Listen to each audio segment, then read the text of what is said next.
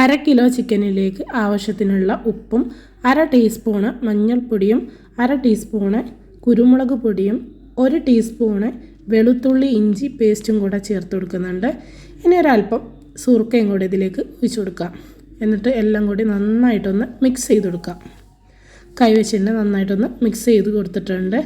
അപ്പോൾ ഇത് നമുക്ക് എന്ത് ചെയ്യാം, ഒരു അരമണിക്കൂർ ഒന്ന് റെസ്റ്റ് ചെയ്യാൻ വെക്കാം. അരമണിക്കൂറിന് ശേഷം ഞാനിതൊക്കെ ഒന്ന് ഫ്രൈ ചെയ്യാൻ വെച്ചിട്ടുണ്ട്. ഈ ഒരു സമയം നമുക്കിതിലേക്കുള്ള മയോണൈസ് ഉണ്ടാക്കാം. ഞാനിവിടെ 2 മുട്ടാണ് എടുത്തത്, മഞ്ഞ എടുത്തിട്ടുണ്ട്. 2 അല്ലി വെളുത്തുള്ളിയും കൂടി ചേർത്ത് ഒന്ന് അടിച്ചെടുത്തതിന് ശേഷം കുറച്ച് ഓയിലും കൂടെ ഒഴിച്ച് കൊടുത്ത് ഒന്ന് മയോണൈസ് റെഡിയാക്കി എടുത്തിട്ടുണ്ട്. നമ്മളെ ചിക്കൻ ഇവിടെ വെന്ത് കിട്ടിയിട്ടുണ്ട്, ഒന്ന് പിച്ചെടുക്കുക കേട്ടോ. അപ്പോൾ ഞാൻ ഇതേപോലെ എടുത്ത് വെച്ചിട്ടുണ്ട്. ഇനി നമുക്കിതിലേക്കുള്ള വെജിറ്റബിൾസ് എന്തൊക്കെയാണെന്ന് നോക്കാം. അത്യാവശ്യം വലുപ്പത്തിലുള്ള ഒരു വെല്ലുള്ളി, അതേപോലെ ഒരു തക്കാളി, കേബേജ്, ക്യാരറ്റും കൂടെ എടുത്തിട്ടുണ്ട്. എല്ലാം അരിഞ്ഞ് വെച്ചിട്ടുണ്ട് കേട്ടോ. എല്ലാം ഇതേപോലെ നമ്മൾ ആ പിച്ചെടുത്ത ചിക്കനിലേക്ക് ഇട്ട് കൊടുക്കാം. അപ്പോൾ ഞാനെല്ലാം ഇതിലേക്ക് ഇട്ട് കൊടുക്കുന്നുണ്ട് കേട്ടോ. അപ്പോൾ നിങ്ങൾക്ക് ആവശ്യമുള്ള വെജിറ്റബിൾസ് എന്തൊക്കെയാണെന്ന് വെച്ചാൽ അതൊക്കെ എടുക്കുക കേട്ടോ.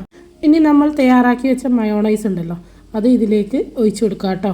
ഒഴിച്ചു കൊടുത്തതിന് ശേഷം നമുക്ക് കയ്യിൽ വെച്ചിട്ട് നന്നായിട്ടൊന്ന് മിക്സ് ചെയ്തെടുക്കാം. അപ്പോൾ ഞാനത് നന്നായിട്ട് ഇവിടെ മിക്സ് ചെയ്തെടുത്തിട്ടുണ്ട്. വേണമെങ്കിൽ നിങ്ങൾക്ക് കുറച്ച് കുരുമുളകിൻ്റെ പൊടിയും കൂടെ ചേർത്ത് കൊടുക്കുക കേട്ടോ. അപ്പോൾ അതവിടെ റെഡി ആയി കിട്ടിയിട്ടുണ്ട്. ഇനി ഞാനിതവിടെ കുബൂസ് എടുത്തിട്ടുണ്ട്. അപ്പോൾ ഞാൻ ഈ കുബൂസ് ഒന്ന് ഫ്രൈ പാനിലിട്ടൊന്ന് ചൂടാക്കി എടുക്കുകയാണ്. അപ്പോൾ അതാക്കണം ചൂടാൻ വേണ്ടി വെച്ചിട്ടുണ്ട്. അപ്പോൾ അത്യാവശ്യം ഒന്ന് 2 ഭാഗം ഒന്ന് ചൂടാക്കിയതിന് ശേഷം ഞാനതാക്കുന്ന കുറച്ച് മയോണൈസ് ഇതിൻ്റെ മുകളിൽ ഇതേപോലെ ഒന്ന് സ്പ്രെഡ് ചെയ്ത് കൊടുക്കുകയാണ്. ഇനി നമുക്കിതിലേക്ക് ടൊമാറ്റോ സോസും കൂടി ഇതേപോലെ തന്നെ ഒന്ന് സ്പ്രെഡ് ചെയ്ത് കൊടുക്കുക കേട്ടോ. അപ്പോൾ മക്കൾക്കൊക്കെ നമുക്ക് കടയിൽ പോയി വാങ്ങിക്കൊടുക്കുന്നതിലൊക്കെ എത്രയോ ബെറ്ററാണ് നമ്മൾ വീട്ടിൽ തന്നെ ഇതേപോലെ തയ്യാറാക്കുകയാണെങ്കിൽ.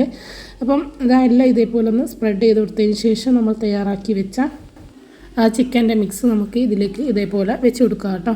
അപ്പം അത്യാവശ്യം ഈ രീതിയിൽ നല്ല രീതിയിൽ തന്നെ വെച്ചിട്ട് നമുക്ക് ഇതേപോലെ ഒന്ന് സ്പ്രെഡ് ചെയ്ത് കൊടുക്കാം.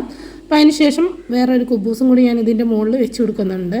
അടിപൊളി ടേസ്റ്റ് ആയിരുന്നു കേട്ടോ. നമ്മൾ വീട്ടിലുണ്ടാക്കുന്നതിൻ്റെ രുചി വേറെ തന്നെ അല്ല. എല്ലാവരും ട്രൈ ചെയ്ത് നോക്കണേ. അപ്പോൾ ഇൻഷാ അല്ലാഹ് വീണ്ടും കാണാം.